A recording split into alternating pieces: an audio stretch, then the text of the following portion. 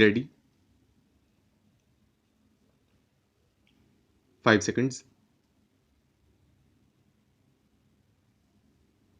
Start. In the Indian perspective, this is the only valid meaning of secularism. My government is unequivocally committed to this concept of secularism. My colleagues and I have been nurtured in this tradition. We treasure it. It is by this tradition that we shall recreate the spirit which was the hallmark of the freedom struggle. Persons of all religions, all regions, and all professions were working together to create a strong, confident, and resurgent India. As we approach the dawn of a new century and a new millennium, the mission of India's national renewal beckons us all, the government and the people alike. As the first imperative, we must restore the credibility of public life and public institutions, making them once again reliable and independent pillars of state. The second key is to mobilize talent at all levels from all corners of society. I still remember the thrill that every Indian felt 50 years ago when our country won independence. Every Indian felt we were set on a great adventure, and for a while, talent of the highest order was in fact galvanized for reconstructing our country. That air of excitement and that gathering up of talent is what I want to recreate. My government shall reach out to talent across the country.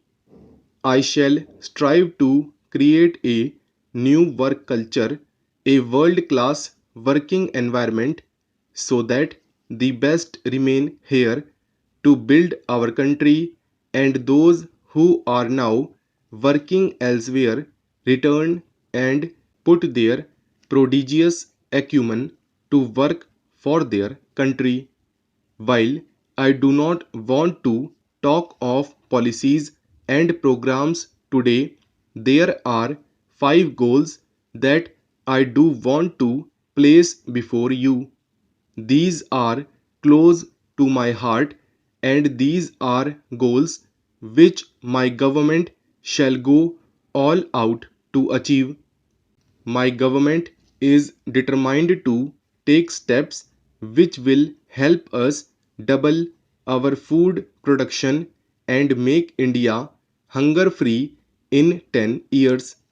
It is indeed alarming that the per capita availability of food grains, which is already abysmal, has been decreasing.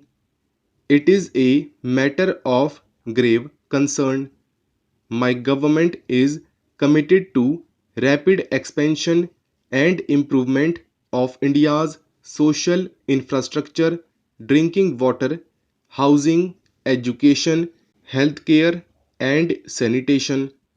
In particular, we shall provide within 5 years safe drinking water to every settlement in the country.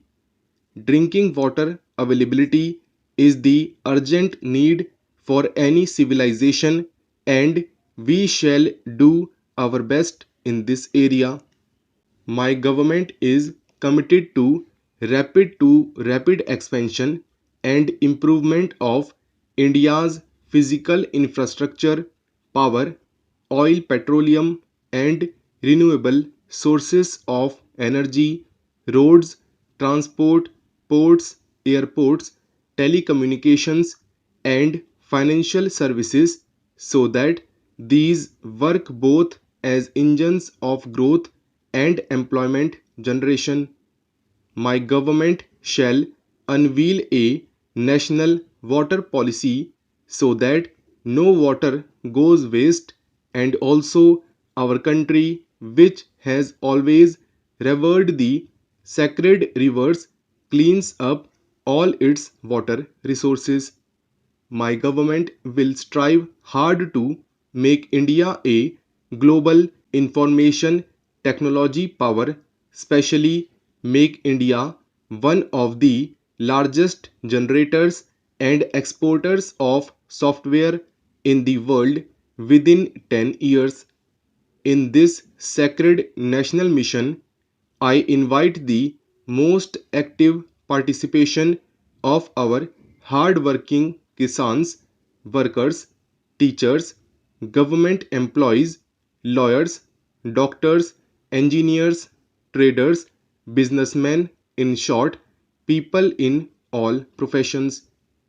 We shall aim in particular at equipping the weakest sections of the society to participate in this adventure.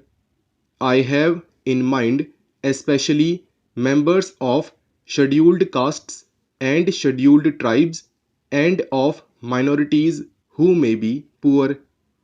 It has been quite rightly said that many have used these sections as vote banks, but they have left their real problems exactly as they were: inadequate education, malnutrition, and the rest. The counter example, the one I want the country to follow, is provided by the life and career of Dr. Baba Sahib Bhimrao Ambedkar. A benevolent Raja spots the sparkling talent in this little child. He and others assist the child to study, to struggle to excel, and see the heights he scaled. A good project was initiated during Shri Rajiv Gandhi's tenure to locate the brightest children from among the poorest sections and to set up the very best schools for them. Like so many good ideas, the scheme has languished. I am particularly anxious to revive it and to multiply it 20-fold. In many ways, the position of women is even more precarious, and it is pivotal to our future. A country cannot even be said to be progressing if one half of its population remains disadvantaged. In any case, it just cannot progress. Every study had identified female literacy, female health as the keys that determine so much else. Doubling female literacy within 10 years, vastly improving medical care for daughters and mothers, protecting the self respect of women, empowering them politically through reservation in parliament and state assemblies. These are not just goals that my government shall work towards. These are goals which I shall personally monitor. Another major areas of focus will be restructuring of center-state relations, went to decentralize financial powers to the states.